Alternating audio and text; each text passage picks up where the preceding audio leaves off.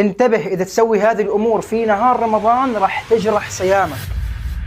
أولاً سماع الأغاني، سواء كانت أغاني عادية أو أغاني رمضان، مو عشانها أغاني رمضانية يعني بتصير حلال، كلها حرام وبتجرح صيامك. ثانياً السب والشتم، يعني إذا أنت شخص يسب ويلعن كثير فانتبه في رمضان لأنه هذا الشيء يجرح صيامك، فتوب من الآن. ثالثاً الغيبة والنميمة، إذا أنت شخص تفتن بين الناس وتتكلم بأعراضهم، انتبه من هذا الأمر الخطير وتوب قبل لا يدخل رمضان. رابعاً مشاهدة النساء المتبرجات، هذا الأمر جداً خطير وبيجرح صيامك فانتبه. وخامساً تأخير الصلاة عمداً، يعني مو عشانك صايم وتعبان تروح تنام وتصحى للمغرب وتقضي كل الصلوات، لا يا حبيبي، قوم وصلي الصلاة في وقتها عشان لا ينجرح صيامك. وإذا بتسأل إيش يعني صيامي ينجرح، يعني تاخذ أجر صيامك أقل، يعني كل ذنب ترتكبه أثناء صيامك يقلل من أجر الصيام، فليش تضيع على نفسك هذه الأجور؟ خلينا نغتنم هذا الشهر الكريم بالأعمال الصالحة وبالخير، لعل الله عز وجل يغفر لنا ويعتق رقابنا من النار. طبعا لا أوصيك لايك وعادة نشر ونشر المقطع لغيرك، خلي غيرك يعرف هذه المعلومات ولك الأجر بإذن الله.